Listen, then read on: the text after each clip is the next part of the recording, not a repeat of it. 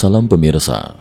Dalam eskalasi konflik yang terus berlanjut di Timur Tengah, Israel telah melancarkan lebih dari 480 serangan udara terhadap wilayah Suriah, berhasil menghancurkan hampir 80% dari senjata strategis negara tersebut.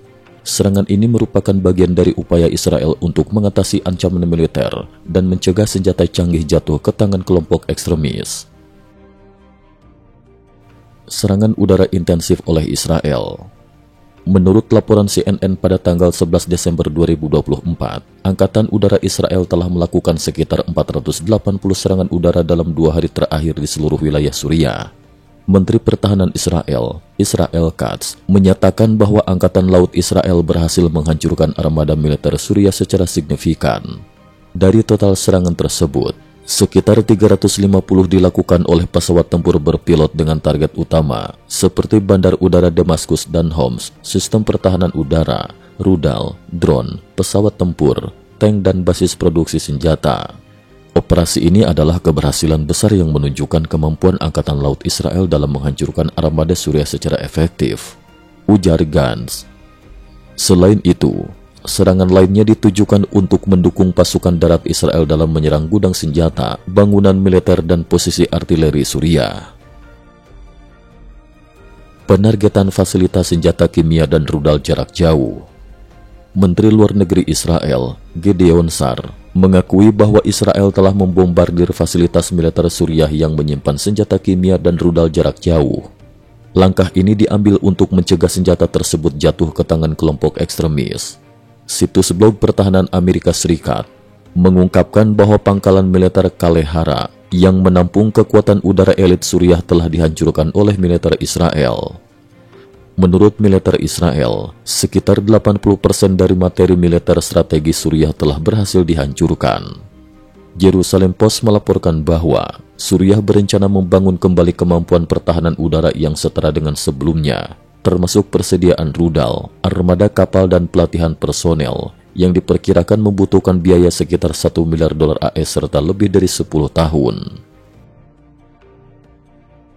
Upaya diplomatik Amerika Serikat di tengah konflik. Menteri Luar Negeri AS, Antony Blinken, bersama dengan penasehat keamanan nasional, Jake Sullivan, melakukan perjalanan ke kawasan Timur Tengah dengan tujuan mendorong perjanjian gencatan senjata dan pembebasan sandera di Gaza. Blinken bertemu dengan Raja Abdullah dari Yordania di Aqaba, Laut Merah, pada tanggal 12 Desember 2024 untuk membahas situasi Suriah pasca penggulingan rezim Assad. Ia juga dijadwalkan melakukan perjalanan ke Turki pada malam hari. Blinken menyatakan bahwa Amerika Serikat berharap pemerintah Suriah masa depan akan menjadi badan pengelola yang dapat dipercaya, inklusif dan non-sektarian.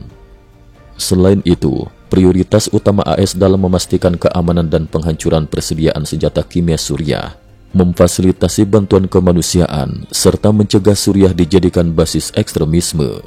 Selama kunjungannya, Blinken juga akan bertemu dengan Menteri Luar Negeri Yordania, Faisal Al-Safadi, untuk membahas konflik Israel di Gaza dan Lebanon. Kontrol sementara Israel atas zona penyangga di Suriah. Pada hari yang sama, Perdana Menteri Israel, Benjamin Netanyahu, bertemu dengan Jake Sullivan untuk membahas kontrol sementara Israel atas zona penyangga Suriah hingga pasukan yang efektif dapat mengambil alih wilayah tersebut. Netanyahu menekankan pentingnya membantu minoritas di Suriah dan mencegah kebangkitan ekstremisme di dalam negeri. Ali Bahra, pemimpin organisasi posisi Liga Nasional Suriah, dalam wawancara menyatakan bahwa dalam 2 tahun ke depan akan diadakan pemilihan umum yang bebas. Bahra menambahkan bahwa setelah pemilihan selesai, organisasi oposisi Suriah dan aliansi kekuatan revolusioner akan dibubarkan. Anggota aliansi ini akan menjadi pendukung politik domestik dan berpartisipasi dalam rekonstruksi negara secara kompetitif. Ia juga berharap rakyat Suriah dapat segera kembali ke kehidupan normal dan menyerukan agar Iran serta Hizbullah tidak campur tangan dalam urusan Suriah demi stabilitas sosial dan demokratisasi menyeluruh. Penarikan pasukan Israel dari Lebanon Selatan.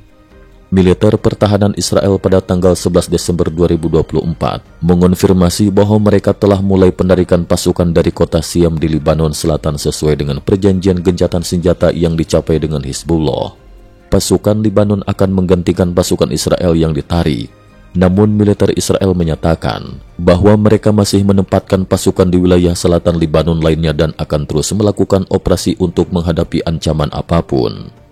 Perdana Menteri Libanon, Najib Mikati, menyatakan bahwa penempatan pasukan Libanon di wilayah Kian dan Marejeun adalah langkah kunci dalam memperkuat penempatan di selatan untuk melaksanakan perjanjian gencatan senjata. Komandan Pusat Militer Amerika Serikat, Jenderal Michael Kurilla, dalam sebuah pernyataan mengatakan bahwa ia mengunjungi markas pengawasan gencatan senjata di Beirut dan secara pribadi mengawasi operasi penarikan pasukan. Perjanjian gencatan senjata mulai berlaku pada 27 November 2024. Sesuai dengan ketentuan perjanjian, pasukan Israel harus menarik diri dari Libanon dalam waktu 60 hari dan digantikan oleh pasukan Libanon bersama dengan personel perdamaian PBB. Militer Israel harus menarik semua pasukan dari selatan Libanon sebelum akhir Januari, sementara Hizbullah juga harus menarik pasukannya ke utara Sungai Litani, sekitar 30 km dari perbatasan dan membongkar infrastruktur militer mereka di selatan. Verifikasi penarikan pasukan dan upaya diplomatik lebih lanjut. Kantor berita milik negara Libanon melaporkan bahwa pada tanggal 11 Desember 2024, personel perdamaian PBB memasuki kota Siem untuk memeriksa jalan dan memverifikasi penarikan pasukan Israel. Selain itu, utusan dari Amerika Serikat, Prancis, Arab Saudi, Qatar, dan Mesir pada hari yang sama mengadakan pertemuan dengan Ketua Dewan Nasional Libanon, Nabih Berri. Berri merencanakan untuk mengadakan pertemuan parlemen pada Januari tahun depan agar para anggota parlemen dapat memilih presiden. Selama beberapa bulan terakhir, utusan dari 5 negara tersebut telah berupaya keras mendorong proses ini untuk memperkuat stabilitas politik di Libanon.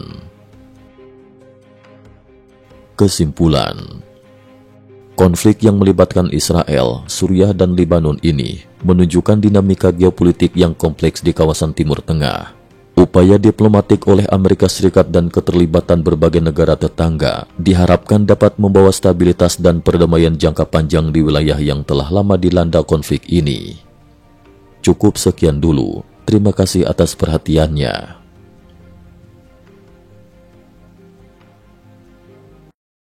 IT News juga memiliki channel di platform kancing.com. Mohon kunjungan dan bantu subscribe agar bisa mengikuti perkembangan dunia tanpa batas. Terima kasih. Link kancing ada di dalam description.